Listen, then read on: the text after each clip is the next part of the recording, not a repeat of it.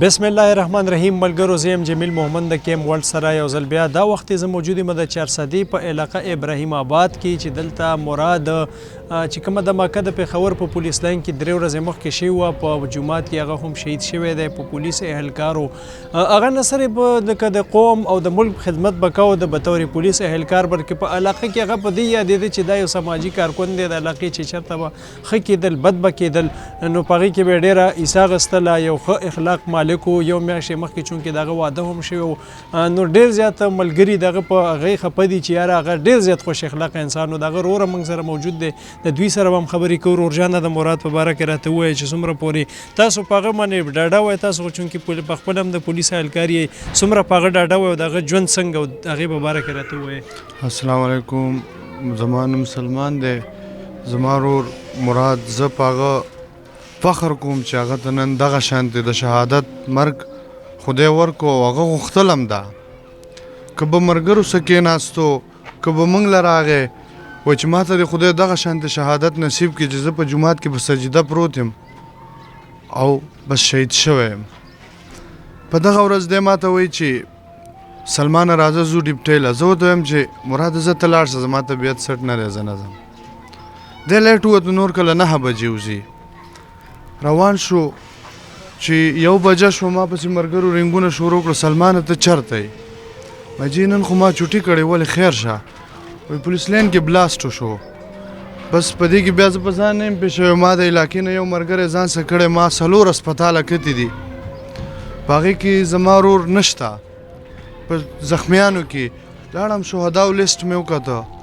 کمپلیکس ته لاړم په هغې کې زما ورور نشته اخر بار کېناستم چې یا الله دا کوم امتحان دی هغه یوسف علیه السلام واقعه را یاده شوه چې هی د یوسف غمه چېرته یې.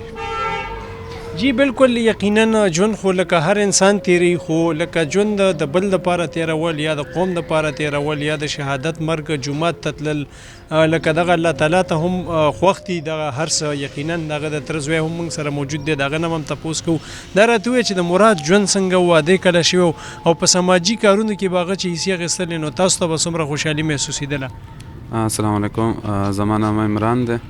او د هغه ژوند د ټول علاقې ته پته ده په سنتو برابر سوچه ګیره تبلیغ کې به تلو راتلو موږ به هم ځان سره بوتلو موږ کشرانو دلته چې به څه مسله راغله مشرانو ته به کېناستو چې دا مسله ده هلکان به یې راغونډ کړل که دلته نورې پارټیانې هم دي ډېر پارټیانې دي لکه نو هغه به ټول یو ځای کېنول چې پارټیانې یو ځای شي چې د دې کوڅې د دې خلکو دپاره څه کار وکړي او دغه شینو کې دا ډېر مخکې و مشرانو سره به کېناستو کشرانو سره به کېناستو چې کوم به غریب سړی و د هغه دپاره به چانده راغونډوله دلته دا علاقه پې جاړي په دې وجې